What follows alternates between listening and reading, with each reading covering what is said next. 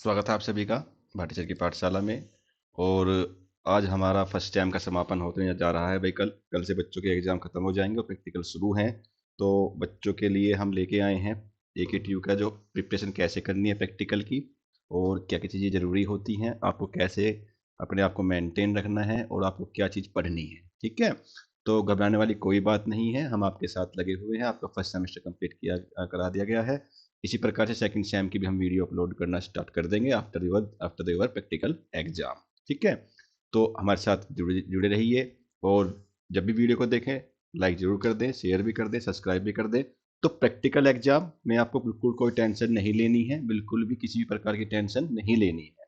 ठीक है, practical exam without tension किया जाता है, और आपको जो है हेजिटेशन तो बिल्कुल भी नहीं रखनी है एग्जामिनर के सामने। ठीक, होता क्या है कि इसमें फेल कोई नहीं होता। माइंड में पहले ये रखें कि फेल कोई नहीं होता, बस ये है कि नंबर की प्रायोरिटी हायर कैसे की जाए। ठीक, होता क्या है कि आपके पास केवल बेसिक्स क्लियर होने चाहिए। यानी कि अगर जैसे कि हम आपको बताएं कि बेसिक्स का मतलब क्या है, कि बेसिक्स फॉर्मूले, बेसिक्स से आपके पीपीएस का बताएंगे क्वेश्चन आगे कि क्या चीज़ हमारी पूछी जा सकती है। दूसरे स्टेप पे आपको फाइल, रिकॉर्ड बुक, ये आपको रखना हो जरूरी है कि आपके पास फाइल जरूर हो, रिकॉर्ड बुक जरूर हो। मतलब क्या है कि आपकी प्रैक्टिकल फाइल होगी, लैब मैनुअल होगा, वो जरूर हो। और असाइनमेंट आपको दे रखे थे वो भी जरूर हो।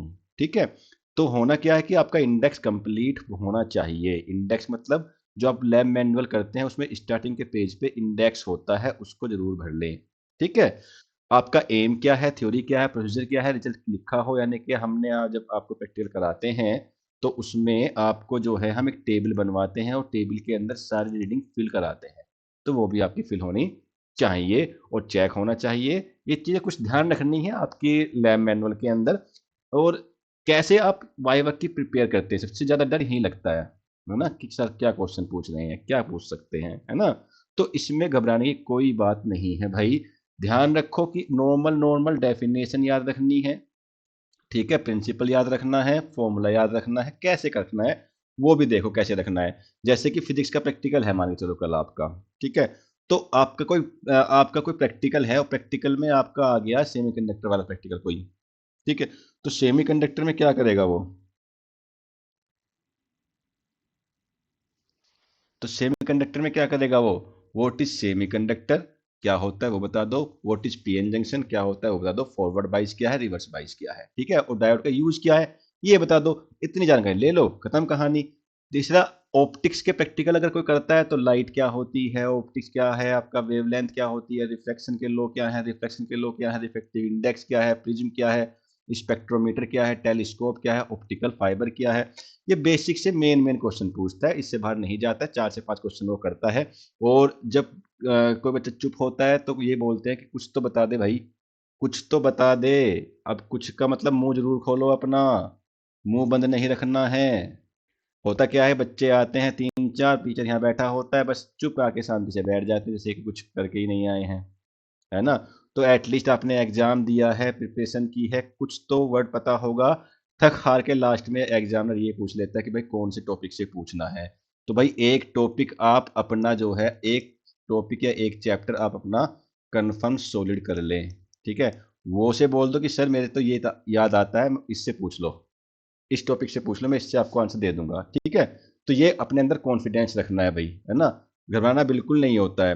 जैसे पीपीएस के अंदर बात है, पीपीएस के अंदर बच्चे को जब पता ही नहीं है कि क्या पूछा जा सकता है, तो आपसे वो ये सिंपल से क्वेश्चन पूछेगा, जरूर पूछेगा कि डेटा टाइप बता दो क्या है, वेरिएबल क्या होता है, लूप क्या होता है, फ्लो चार्ट क्या होता है, एल्गोरिथम क्या होती है। ठीक है, ये पूछ लेगा, है ना। ऐसे ही आपका एफ टी ई पी से क्या पूछ सकता है, करंट क्या है, वोल्टेज क्या है, रेजिस्टेंस क्या है, ओम्स लॉ क्या है, इलेक्ट्रिक करंट क्या है, एसीडीसी क्या होता है, अर्थिंग क्या है, फ्यूज क्या है, शॉर्ट सर्किट क्या है। तो ये सब आपको पता है, इजिली आप एग्जाम दे के आ रहे हो भाई। नॉर्मल से क्वेश्चन पूछता है, ज्यादा हैवी क्वेश्चन नहीं पूछता है, वन वर्ड क्वेश्चन पूछता जाता है। ठीक है, अब कैसे परफॉर्म करना है, परफॉर्म करवाएंगे तो आपको आपने प्रैक्टिकल किया होगा, वो आप कनेक्शन लगा लीजिए पहले से। घबराना बिल्कुल नहीं है, रीडिंग लिखते वक्त जरूर लिख लें कि क्या क्या रीडिंग आ रही है, और टेबल अपनी क्लीन बनाए। इतनी सी बात आपको ध्यान देनी है। कॉमन मिस्टेक जो नहीं करनी है वो ये नहीं करनी है कि फाइल इनकम्प्लीट ना हो, वाया में पता नहीं बोलना, पता नहीं बोलना, पता नहीं बोलना। बोलना है सर, या तो चुप हो जाना, लेकिन पता नहीं बोलना है। बोल देना सर आई एम सॉरी मुझे नहीं पता, यानी आपको ये पता नहीं बोलना डायरेक्टली। आपको क्वेश्चंस का जवाब देना है, कुछ ना कुछ बोलना है, डायग्राम गलत नहीं बनाना है, ओवर कॉन्फिडेंस बिल्कुल नहीं होना है। कुछ बच्चे होते हैं कि भाई मैं तो बहुत सुपर सुपर फास्ट हूँ, मैं तो बस आज प्रैक्टिकल को जो है अच्छे से कर जाऊंगा, पी जाऊंगा, वो बिल्कुल काम नहीं करना। वो ओवर कॉन्फिडेंस का साइन होता है। एग्जामिनर ने अगर पकड़ लिया तो पकड़ कर बैठ जाएगा कि हाँ भाई आ जाओ आज।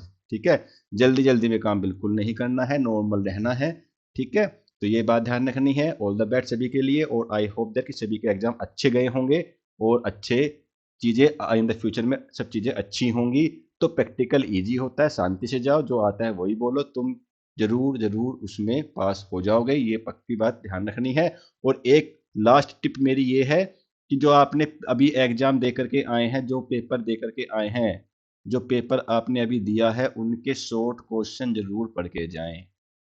शॉर्ट क्वेश्चन जरूर से जरूर पढ़ के जाएं, वहां से क्वेश्चन जरूर पुटअप होगा आपसे, ये बात ध्यान रखनी है। ठीक है, तो आज के लिए इस क्लास में इतना ही है, केवल प्रैक्टिकल की जानकारी देनी थी। बाकी के लिए अब हम नेक्स्ट सेम्स की प्रिपरेशन शुरू करते हैं, और अब क्लासेज आपको जो है रेगुलर बेसिस पे मिलेंगी, इलेक्ट्रॉनिक्स एंड केमिस्ट्री की, मैथ की भी देखते हैं, तो हमारे साथ जुड़े रहिए भाई। अब की बार हमने जो है पासिंग मार्क्स करवाए हैं, पास हो जाओ बच्चे अच्छे से, अगली बार सीजीपीए को हाई कर देंगे।